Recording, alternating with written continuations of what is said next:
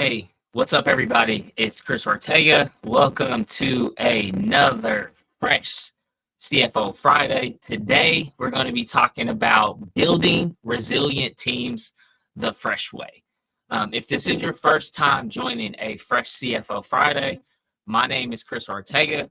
I am the founder and CEO of Fresh FP&A, which is a global fractional CFO and advisory service companies that help empower SMBs, small to medium-sized businesses, seeking financial clarity and confidence. So jumping right into the topic, I hope everybody's Friday's going well. We're at the last business day of August. We're running up on Labor Day, which means that's officially like pools are closing, summer's over, kids are back in school. We are entering the fall time, which to me is like one of my favorite seasons. So I love fall. I love summer too. Those are like two of my favorite. But today's topic, I'm really excited about it. So first thing I want to talk about is like, what does it mean building resilient teams? So for me, when I look back over my career, 20 plus years in accounting, finance, FP&A, and financial leadership, I've had some great resilience teams. I've gone through the economic crisis early in 2008, gone through some other situations, gone through the pandemic and building resilience teams. So I think this is one of the most important things. And I was actually looking at a Harvard Business Review, and I'll make sure to drop that link to that Harvard article inside the link in video descriptions. But it was talking about how resiliency was one of the most important characteristics of high performance and high potential teams. And that's what spurred me to have this conversation, because I think resiliency, when you look at like communication, collaboration, you look at all these bigger elements when you're looking at high performance, high potential teams, resiliency is not always one of those that come to the forefront. So that's what I want to talk about today. Why is resiliency important for high performance teams? Well, first off, when you look at the finance organization overall, right, there is so much challenge, there's so much adversity, there's continued changes that we're seeing across the board, whether you're a private small company all the way to enterprise publicly traded company. Resiliency is one of those core characteristics of finance. So when I look at resiliency of teams, I'm not only looking at like, how does the team show up when there's adversity or challenge? How does the team show up when things are going great, right? Resiliency as well too, from a team perspective, is not just like a moment in time, right? You don't have this moment where you're like, man, our team is resilient, we've arrived.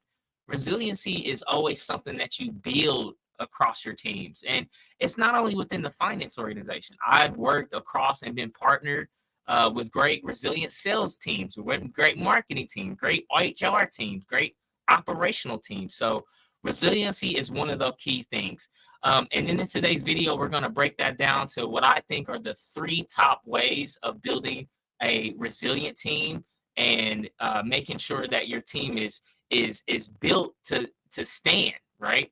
And listen, team dynamics change over time, right? Like you may have that high potential, high performing person on your team leave. You may level up the team. I've been part of organizations where I've come in and I've been that first finance hire, and the business has never had that internal finance leader. So that's a resiliency change, right? So team dynamics, team talent, team value propositions, those things are always changing. But I think the core element that I want to talk about is resiliency is built over the journey.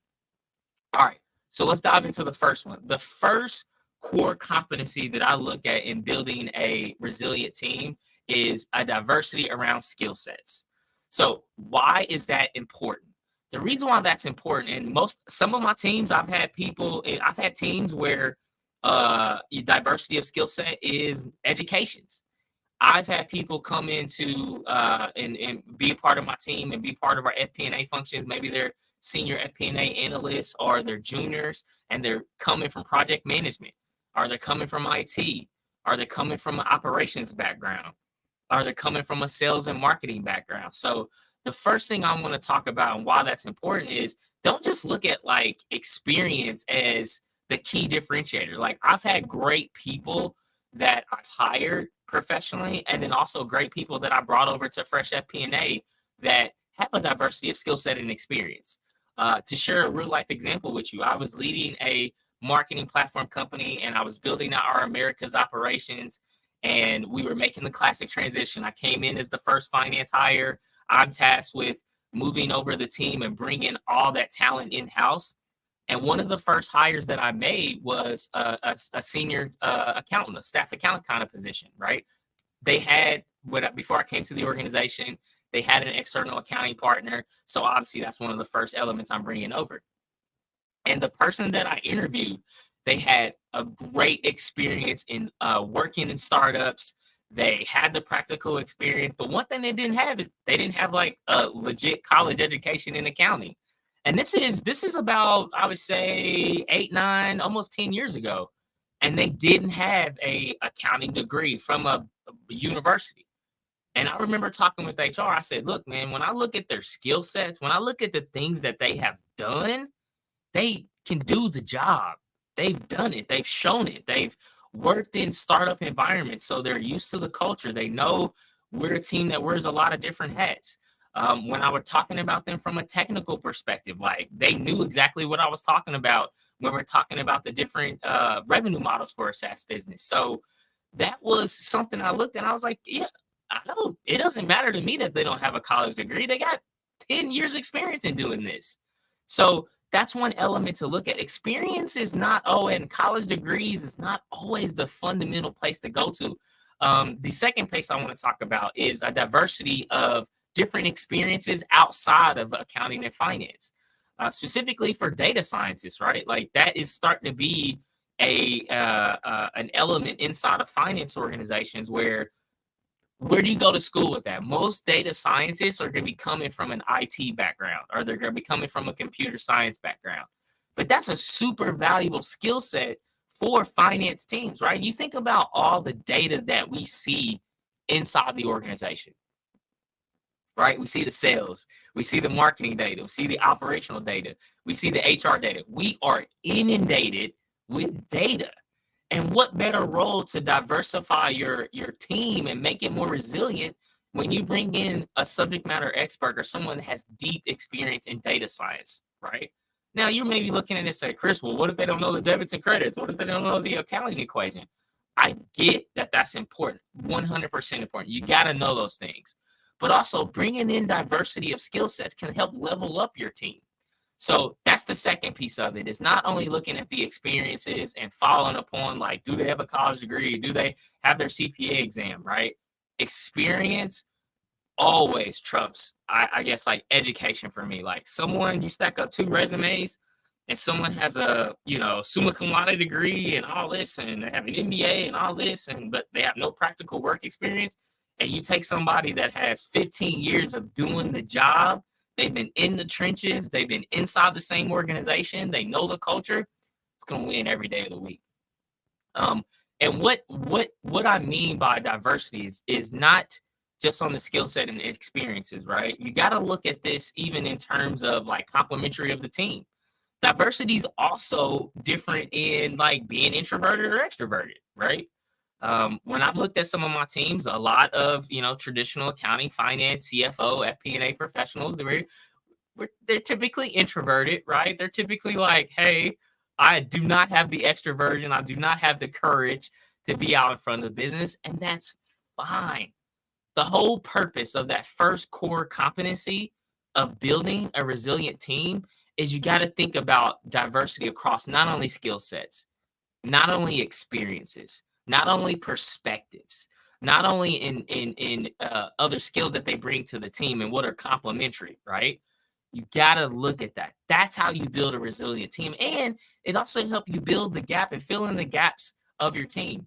I think one critical mistake a lot of finance leaders, a lot of CFOs, they make, and they incorporate unconscious bias in terms of looking at that team. Right? You hear this a lot, and unconscious bias is, for example, I went to the IU Kelley School of Business, right? An unconscious bias that I may have had, that I would say I was always aware of this, is, hey, I see a person with a resume and they went to the Kelley School, and you may unconsciously think, oh, they're just like me. They're a Kelly School of Business graduate. I know they did accounting and finance just like me. So I know they're going to have the skill sets like me. Make sure when you're thinking about diversity across your team and building that resilient team, you make sure you address any unconscious bias that you have in there. That is a big one. So many leaders, you get comfortable, right? And you're just like, hey, I just want to hire people just like me. Like, I want to hire somebody that's an extrovert. I want to hire somebody that's a people person. I want to hire somebody that can connect all these dots. Diversity is about being self-aware that you may have that unconscious bias and acknowledging it and saying, how do we bring more diversity across some of the areas that we kind of talked about? So that's the first one. The second thing I want to talk about is creating a team that is always around continuous learning. First off, what do I mean by continuous learning, right? A lot of times when you building a high performance team, right, you may come in and somebody just, they have 15 years of experience and they're just like, man, I know this playbook. Playbooks are great. Don't get me wrong. Having a playbook of how to build, shape, scale, and exit companies and build high performance organizations, that's a great playbook that we have at Fresh FP&A that we're able to give back to small to medium sized businesses because we know the good, the bad, the ugly. We know how to build and shape those. But one thing that I'm always conscious of is not every playbook fits your organization, right? So you want to have this element of how is my team continuously learning and upskilling, not only in their roles, but also inside the business. One example that I would have when I was leading high performance teams is on a quarterly basis. We had quarterly OKRs that I would set for the team. One quarterly goal that I had for everybody inside of my teams. And it was also something I lived by as well, too. Every quarter, I wanted them to identify a project or an initiative where they work outside of finance and go work inside the business. So, for example, I had a staff accountant, I had a controller, and I had an FP&A person on my team. Very small, lean team, but that's like the prototype, right, for building a high-performance finance organization in a startup, scale-up kind of company.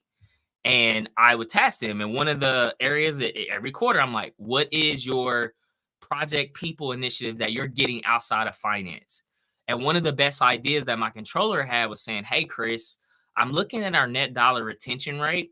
And I think one area that I want to be more proactive is partnering with our client success group to give them more leading indicators around invoicing, around payment timelines, around tickets, around problems. I want to be able to bring data to our client success team, which is responsible for the existing clients that we have, and try to bring that data to them so we can actually have an impact on looking at some of these leading metrics that may lead to churn or may lead to other upsell, cross-sell opportunities that we have to drive up net dollar retention rate. I was like, I love it. What do you need from me to make that happen? It's like, well, I just need your support. And like, when I have questions around it or if there's conversations, great. Go forth and do it. Right.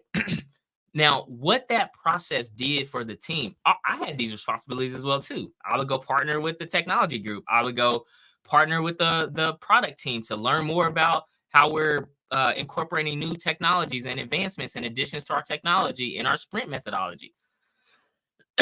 So this was an initiative across the board. Two things why that was so valuable. The first thing why that was so valuable is it got my team in a learning aspect. And it was not just learning about ASC 606 or 842, or it wasn't learning about CAC or customer lifetime value. It wasn't learning about core finance things. It was getting them to continuously learn about the business.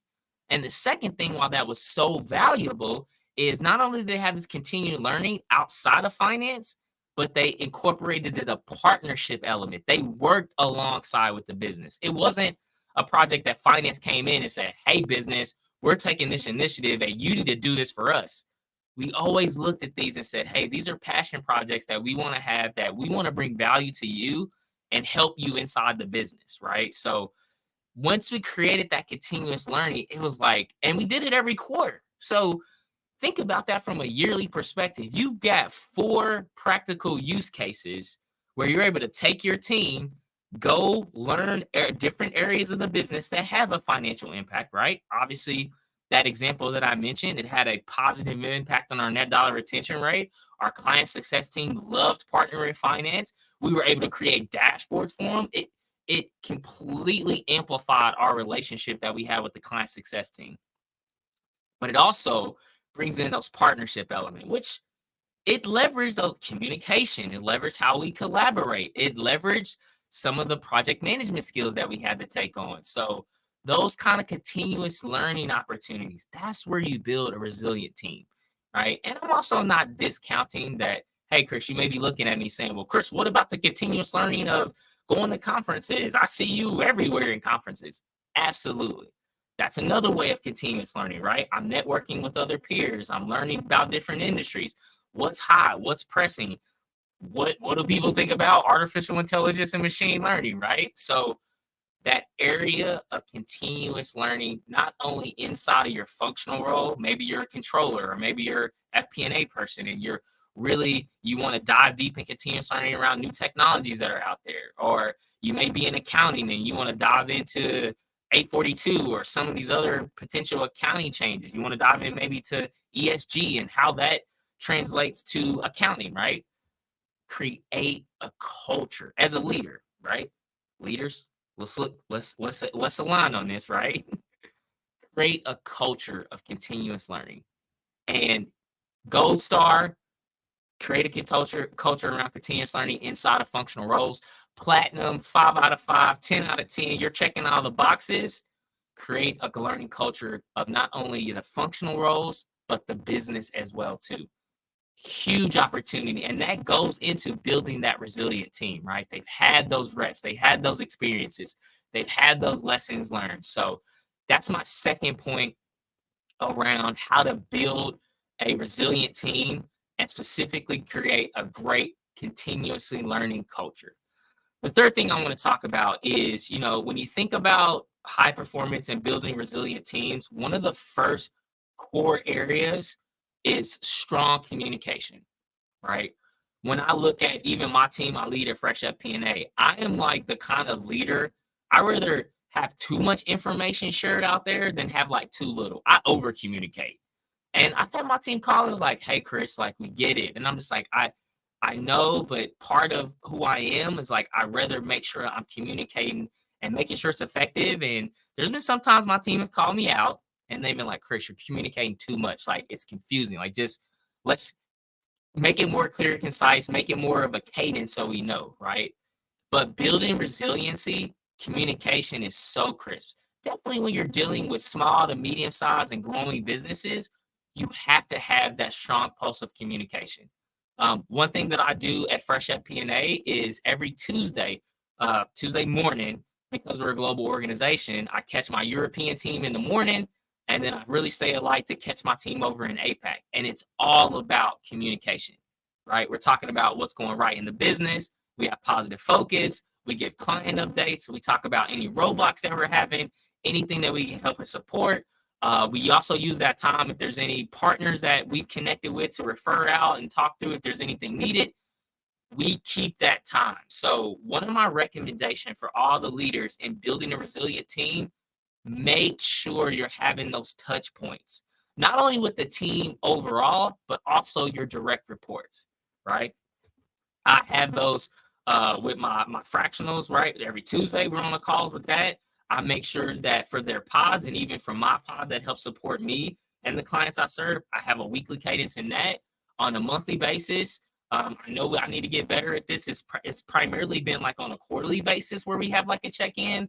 I want to probably shift that down probably to 2025, where that's more of a monthly, almost like town hall kind of thing. But as much as you can pulse communication as possible, right? And here's the thing around it. Have I got communications wrong? Of course. There's no way I batted 100% in terms of communication.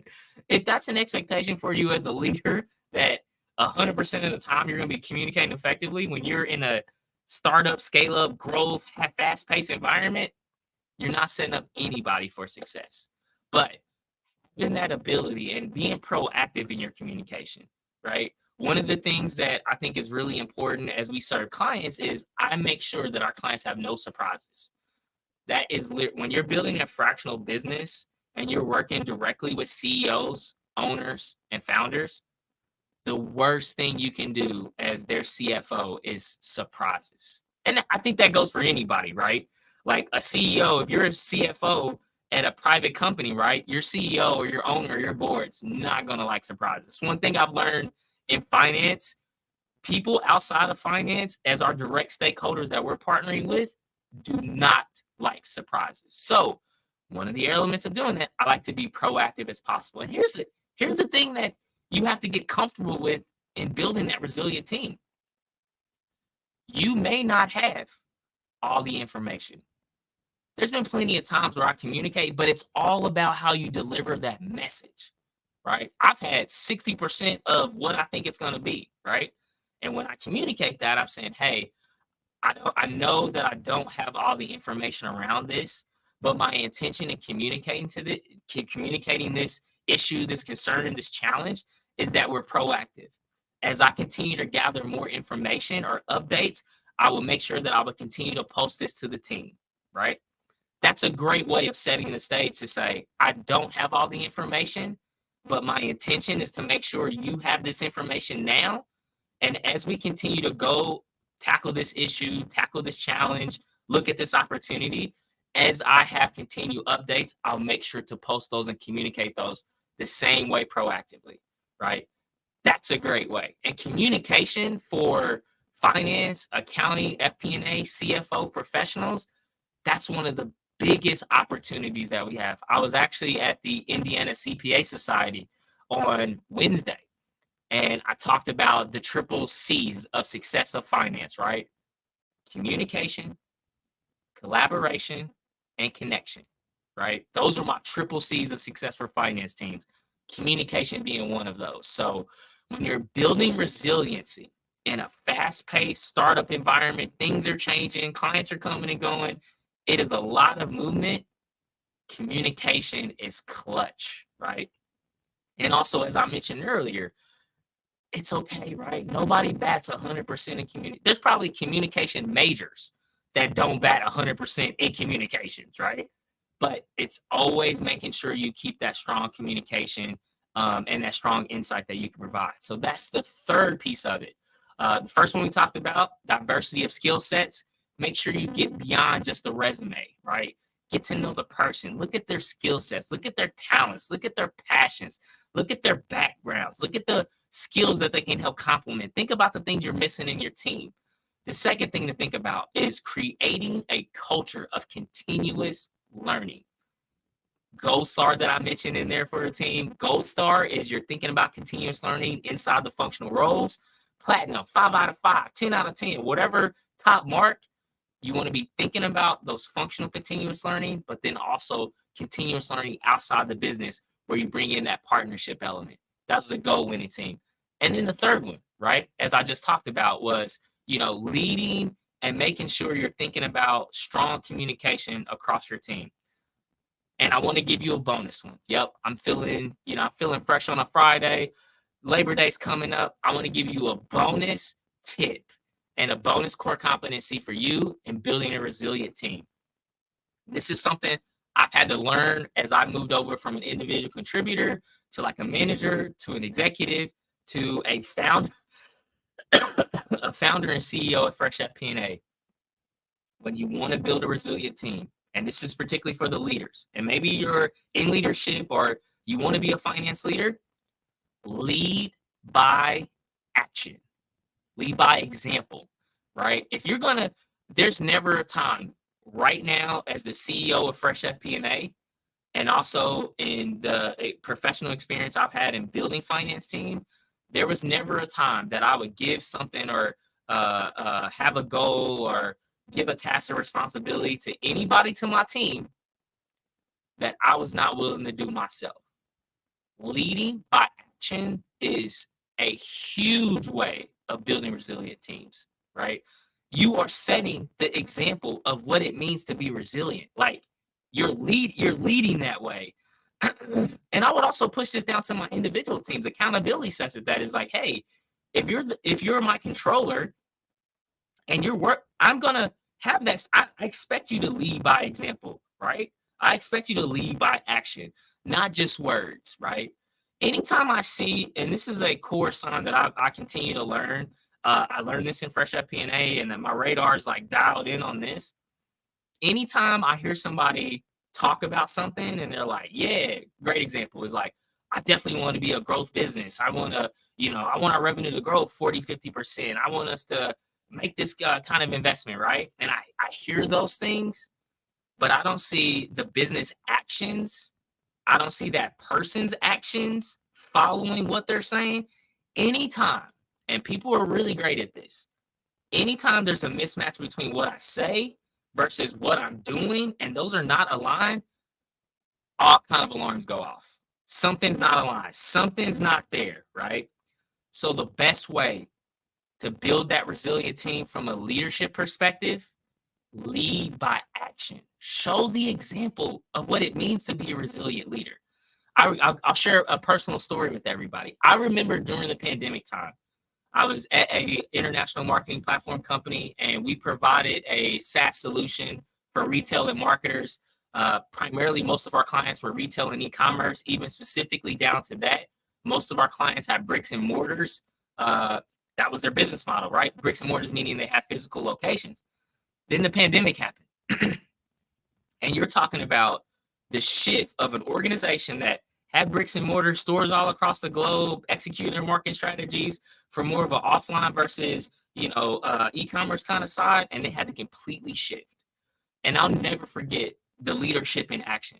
I remember our CEO at the time, he came up and he's like, the two things that are most important to me right now, taking care of our people and taking care of our clients. And like, I heard that be said. I'm like, man, you see it all over the news, and it's like, yeah, okay. But when we started aligning our business strategies, when we started giving companies that had bricks and mortars business models and help give them free software, like, it was a moment sitting back and was like, that is the perfect example of leading by action. Like, we're going to take care of our people, we're going to take care of our clients, and we're going to make sure we align our business strategies, our focus, our tactics, our metrics, our milestones, and execution around those two areas of the business. And that was like, for me as a finance leader, right? This is our CEO taking that stance. And me leading by action, me being accountable is like, I'm going to lead the exact same way. That is exactly what I'm going to focus on, is how can I make sure we take care of our finance team, and how can I contribute to help and take care of the clients. And I jumped in, and I remember working through a model where we're looking at client risk across the entire America's portfolio. We're assessing it. Every week I'm having meetings with the leadership team and the sales team, and we're pulsing information. I'm getting as much data as possible, because all that aligned to leading by action and making sure we take care of our clients. So that's a bonus one for you around building that resilient team. You got to show it. What better way of like building a resilient team is saying, hey, come follow along me. Let's go build this resilient team together. So those are my 3 insights. I gave you a bonus one around it.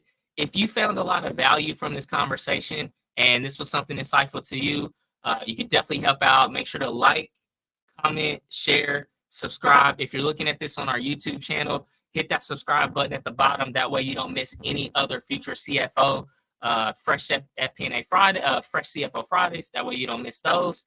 And then also as well too, I'm curious to know from you, drop in the comments, did I miss anything? Is there something that you care to share that is something I didn't talk about, and how you built resilient teams? Maybe you're a marketer, maybe you're in HR, maybe you're in operations.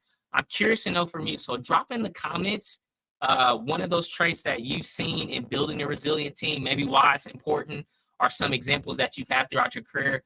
I love looking at those comments and learning from other people and how they build and what their process is and what their perspectives are in building resilient teams. So make sure to drop that in there in the comments. I'll check that out. And as I always end, keep pushing, never settle, and the best is yet to come. Let's get it. Thank you, everybody, for sitting through this Fresh CFO Friday. I hope you have a great weekend. Keep it fresh.